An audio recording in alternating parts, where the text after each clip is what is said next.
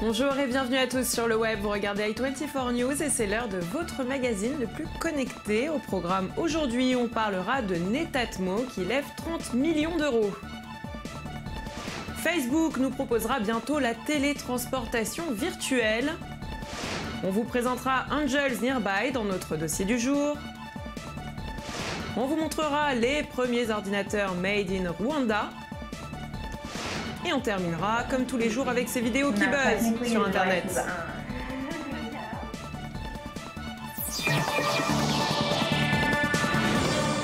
Netatmo, connu pour ses stations météo, ses caméras et ses thermostats connectés, vient d'établir un nouveau record en Europe. La société avait déjà intéressé Stark lors d'une collaboration avec Starbucks. Je vous propose tout de suite de l'écouter. Pourquoi avoir dessiné le thermostat Netatmo? C'est pour l'amour des fluides, c'est pour l'amour de l'invisible. Tous les jours, on se déplace dans de l'air. Et cet air, qui est totalement vital, on la respire, c'est tout pour nous, eh bien on ne la voit pas. Et cet air, elle a des qualités extraordinaires. Elle fait du vent, elle vient de droite, elle vient de gauche, et surtout, elle est froide et elle est chaude.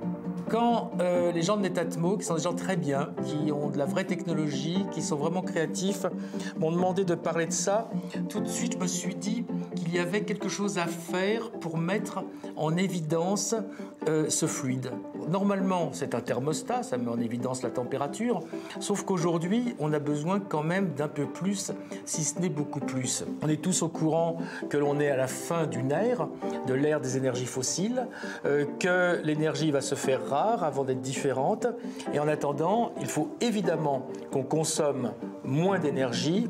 Et pour nous, pour notre portefeuille, eh bien, il faut qu'on consomme moins d'énergie.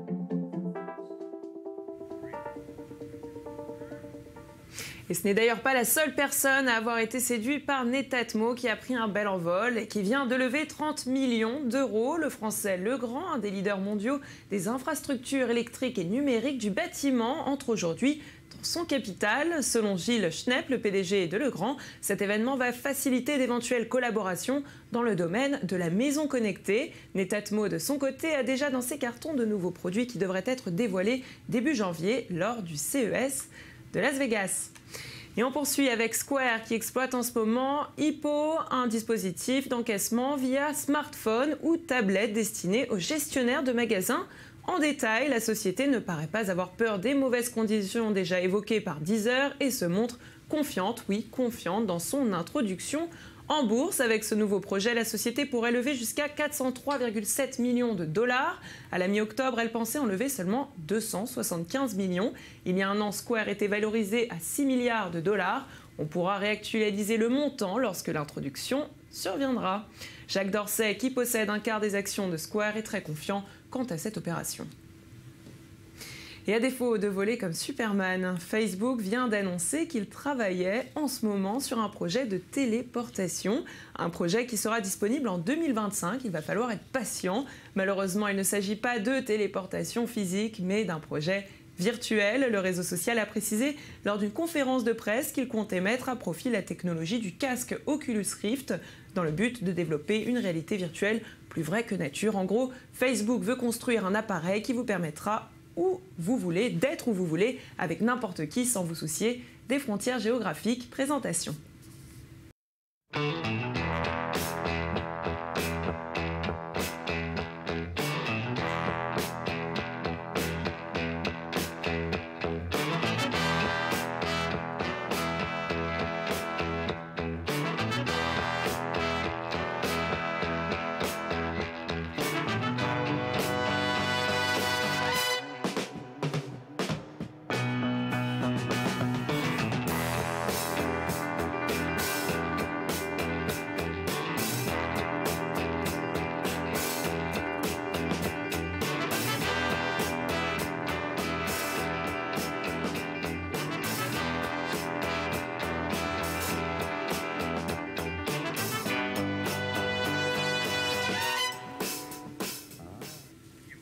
Et voilà, c'était l'essentiel de l'actualité 2.0. Place tout de suite à notre dossier du jour.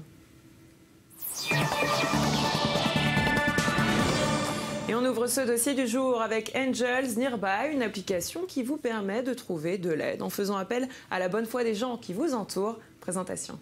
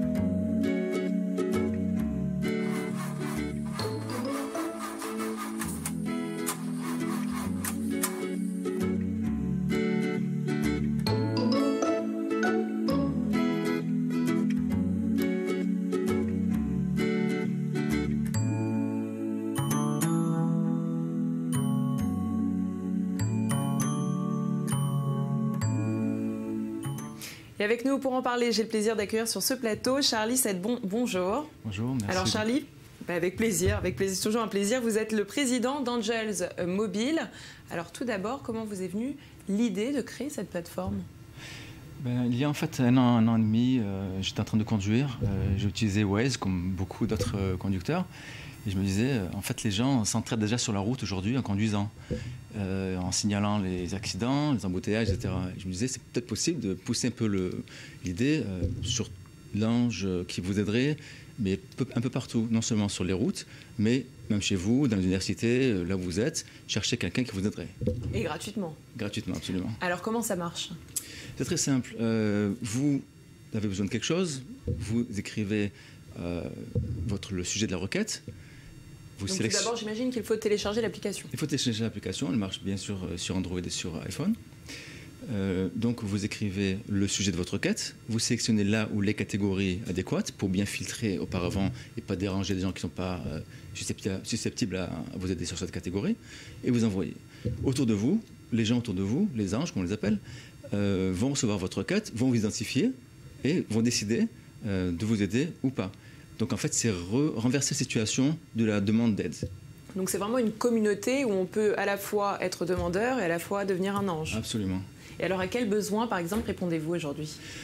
C'est très divers. Vu qu'on a 15 catégories, c'est divers, mais à la fois ciblé. Donc on a des catégories sport.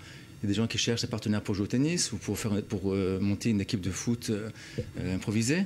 Il y a aussi des gens des étudiants, beaucoup d'étudiants qui cherchent des examens des années précédentes ou créer un groupe d'études. Il y a aussi des gens tout simplement dans leur maison en train de chercher un outil qui leur manque.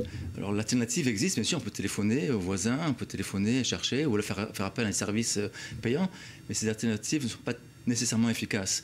Encore une fois, Angels vous permet d'inverser la situation. Vous faites votre requête et les gens viennent vous aider. Et les gens jouent le jeu? Les gens jouent le jeu parfaitement, n'abusent pas la situation, il n'y a pas d'abus. Et s'il y a un abus qui arrive, c'est signalé par l'utilisateur et aussi par le modérateur. Et alors comment ça se passe? Est-ce qu'il y a un système de géolocalisation? Absolument. L'idée, comme vous l'avez mentionné, est vraiment communautaire. C'est-à-dire, il n'y a aucun intérêt d'envoyer une requête si vous avez une crevaison à quelqu'un qui se trouve à plus de, on va dire, quelques kilomètres. C'est chacun qui va définir son périmètre. D'accord. Et alors, quels sont les anges que l'on rencontre le plus souvent? Les personnes, en fait, comme vous et moi, qui n'ont pas de profil spécifique, parce que ça arrive à tout le monde. Quelqu'un a porté un sac lorsqu'il a fait ses courses, ça peut vraiment être tout et n'importe quoi. Ça peut être un peu n'importe quoi, mais dans le bon sens. Oui, j'imagine. Et alors, où est-ce que vous êtes disponible aujourd'hui? Donc dans le monde. Dans le monde, principalement en Israël, mais aussi on commence à rentrer donc, en Europe et aux États-Unis. Bien sûr, l'application n'est disponible que depuis les 6 derniers mois. Donc c'est vraiment tout jeune. C'est vraiment tout jeune, mais on a quand même reçu quelques milliers d'adhérents. Et les gens, le seul critique qu'ils me demandent, c'est pourquoi il n'y a pas assez de personnes. C'est la seule critique qu'ils me demandent. Ah bah c'est le début, il faut leur dire que ça fait 6 mois à peine. Est-ce que vous avez déjà des projets d'évolution quant à cette plateforme? Oui, absolument. Lesquels? Donc, mis à part évoluer du point de vue du nombre des anges à acquérir, on propose déjà à quelques sociétés, vraiment des sociétés, on va dire, d'adopter Angels Nearby en interne. C'est-à-dire une société voudrait, par exemple, nommer l'Angels du mois au sein de leur société. celui qui a aidé le plus ses coéquipiers ou c'est les gens qui sont autour de lui au travail. Et ça ferait partie de la même plateforme ? Ça ferait partie de la même plateforme. Ce qu'il voudrait ça faire, c'est sélectionner votre audience. Est-ce que j'envoie ma requête autour de moi ou spécifiquement à ma société? Très bien, en tout cas merci pour toutes ces informations. Avec plaisir. Nous, on vous souhaite bon courage. Merci beaucoup, avec plaisir. Et restez avec nous parce qu'on continue à parler bien évidemment high-tech. Merci. Des ordinateurs créés au Rwanda, c'est ce que propose Positivo BGH, un partenariat d'entreprises argentino-brésilien qui se présente comme l'un des 10 plus grands groupes informatiques au monde. Reportage. Derrière ces murs se trouve la première usine d'assemblage de composants d'ordinateurs en Afrique, inaugurée en juillet 2015. L'entreprise sud-américaine Positivo BGH a choisi de s'implanter au Rwanda pour sa gouvernance robuste, son environnement amical et son accès au marché. Le projet a mis moins d'1 an à se concrétiser et la chaîne de production tourne déjà à plein régime. Pour l'instant, nous produisons environ 500 unités par jour. Mais nous avons pour objectif d'étendre la production très rapidement. Nous avons une capacité supérieure à 1 million d'unités par an. Alors pour l'instant, la première étape, c'est de livrer 150 000 ordinateurs au gouvernement. En effet, l'entreprise a signé en novembre 2014 un contrat avec le ministère de l'Éducation rwandais pour devenir le fournisseur du programme Smart Classroom. Cette initiative gouvernementale a pour objectif de permettre aux étudiants d'acquérir les bases de l'informatique et au pays de soutenir son développement économique grâce aux nouvelles technologies. Cela m'apprend à me servir des ordinateurs et à découvrir les nouvelles technologies. Des élèves ravis, et pour leurs professeurs, ces ordinateurs Made in Africa servent avant tout d'outils pédagogiques.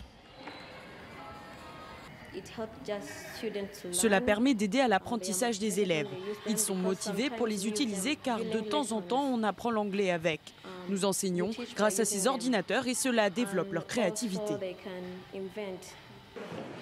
L'entreprise, qui emploie une cinquantaine de personnes, majoritairement recrutées et formées localement, entend aller au-delà de ce contrat avec le Rwanda. Positivo BGH espère se développer rapidement dans le reste de l'Afrique, en se lançant notamment dans la production de téléphones et de télévision.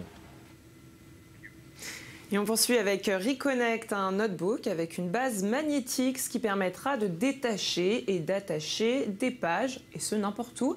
Un dispositif très pratique pour mettre en ordre ses idées, on peut le dire. Le produit est proposé sur une campagne de crowdfunding. Il est donc possible de le précommander pour une livraison prévue en avril 2016. Petite présentation.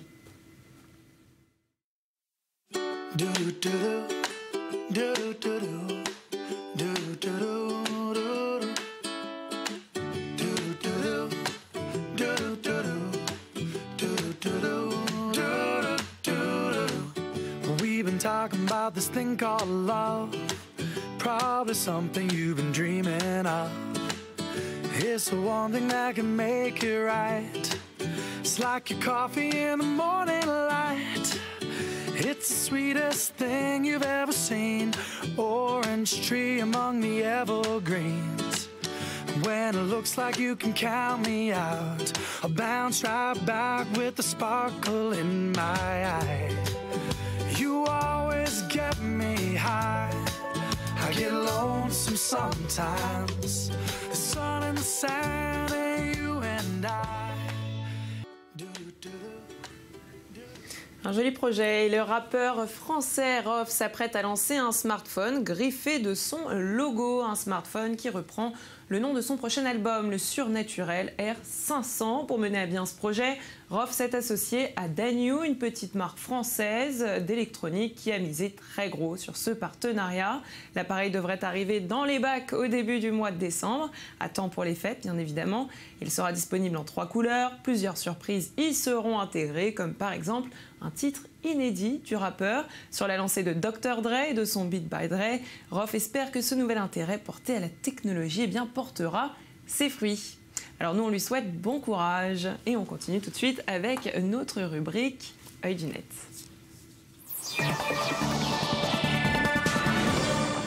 Et on ouvre cette rubrique avec le buzz de Rebecca King, une habitante de Floride de 28 ans qui s'est rendue au drive de Starbucks pour passer une commande. La jeune femme a pu communiquer en langue des signes avec une serveuse.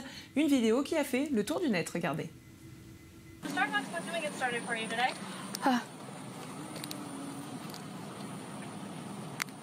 Hi, welcome to Starbucks. What can we get started for you today?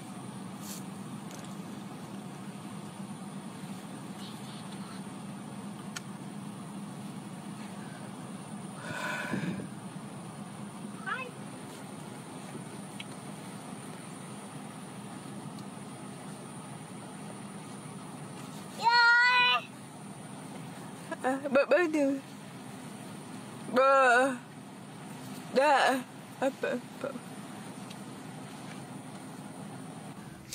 Et sur le web, c'est terminé pour aujourd'hui. Merci de nous avoir suivis. On se retrouve demain, même endroit et même heure, pour encore plus d'infos 2.0. À très vite sur le web.